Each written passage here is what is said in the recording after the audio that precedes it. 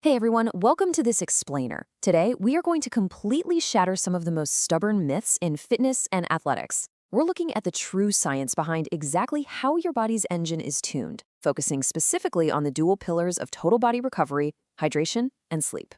If you want to stop guessing and start actually optimizing your physical performance based on hard data, well, you are in exactly the right place.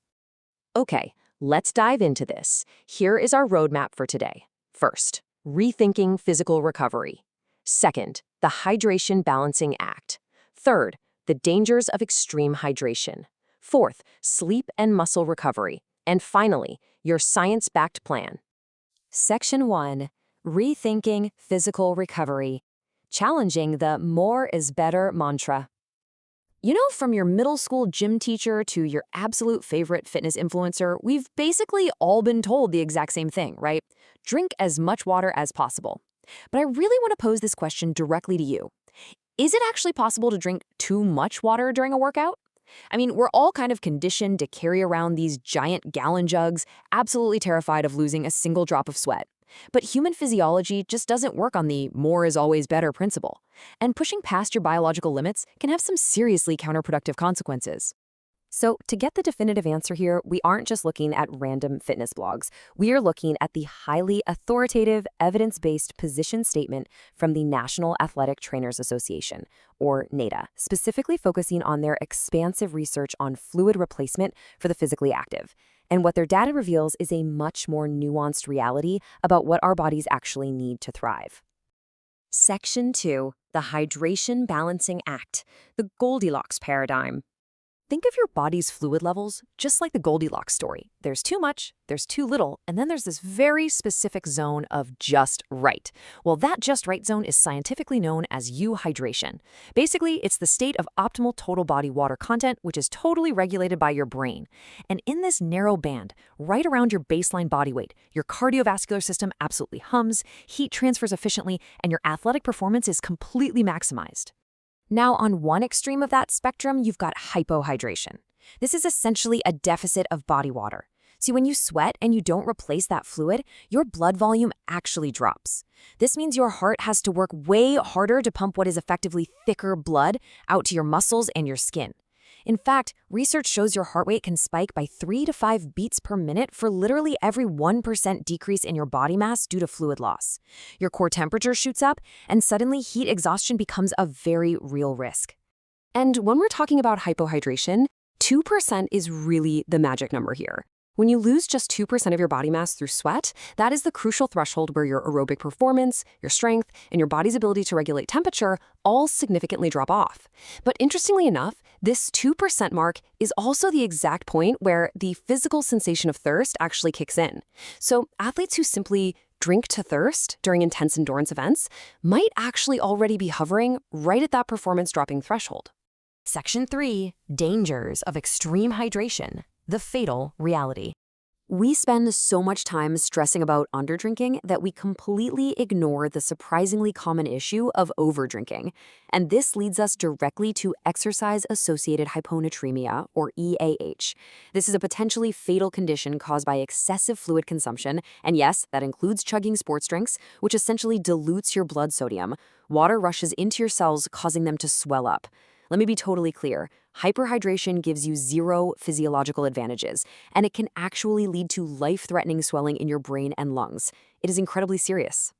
Now, what's really interesting about this data is the terrifying overlap in symptoms. Whether you've drank too little or way too much, you're going to experience dizziness, lightheadedness, nausea, vomiting, and headaches. So imagine this scenario. An athlete collapses with a headache and nausea.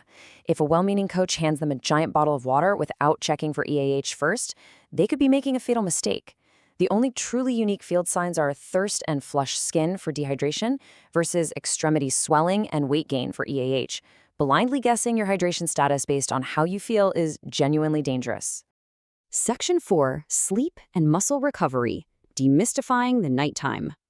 All right, so we've thoroughly covered the waking pillar of hydration. Now, let's dismantle another wildly oversimplified belief about rest, the idea that your muscles only repair when you're sleeping. This whole concept really took root around the early 1980s. Take a look at this hypothesis from 1981. Slow wave sleep, a recovery period after exercise. Researchers back then noticed people spent way more time in deep sleep after daytime activity. And man, the fitness industry just ran with it, claiming sleep is the one and only time your body engages in muscular repair. But let's actually contrast that old myth with what modern science tells us. The myth is what we call state-dependent, meaning people believed that the state of being in deep sleep flips a magic switch for muscle synthesis. The real science, however, shows that muscle recovery is actually time-dependent. Research clearly demonstrates that following resistance exercise, your skeletal muscle tissue continues to take up amino acids over a period of hours, completely independent of whether you're wide awake or totally knocked out. Your body doesn't just hit pause on protein synthesis because your eyes are open. So here's the more nuanced reality. Just think about your heart and your diaphragm for a second. These are muscles that function constantly, 24/7 for your entire lifespan, without ever actually sleeping. So obviously, contractile tissue doesn't fundamentally require sleep to operate. And like we just said, amino acid absorption happens no matter your sleep state.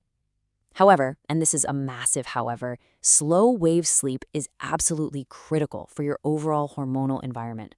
During the early hours of sleep, human growth hormone is released in these massive amounts. So while the mechanical building of protein doesn't strictly need sleep, sleep deprivation totally wreaks havoc on your hormones, increasing protein breakdown and actively promoting muscle atrophy. Basically, sleep sets the stage, but it doesn't build the house itself. Section 5. Your science-backed plan. Tuning your engine. So, to finally move away from all this generic advice and bring both of these pillars together, you need to calculate your own personal sweat rate. And this brilliantly illustrates exactly how to do it so you can stop guessing. Step 1, simply weigh yourself before exercise to establish your baseline. Step 2, track exactly how much fluid you drink during your workout in liters. Step 3, weigh yourself again right after your exercise. For every 1 kilogram of body weight you lost, that equates to roughly 1 liter of sweat lost. And step 4, add the fluid you drank back to the weight you lost to find your total sweat volume. Replace that specific amount. Do not drink past your unique rate, and seriously, never allow yourself to gain weight during a workout. Which leaves us with this final thought. Knowing that standard, one-size-fits-all advice, like drink as much water as possible or muscles only grow when you sleep, can honestly sometimes hurt a lot more than it helps. How will you calculate your personal fluid and rest needs starting today? It is time to ditch the generic advice, do the exact math for your own unique body, and truly optimize your physical engine.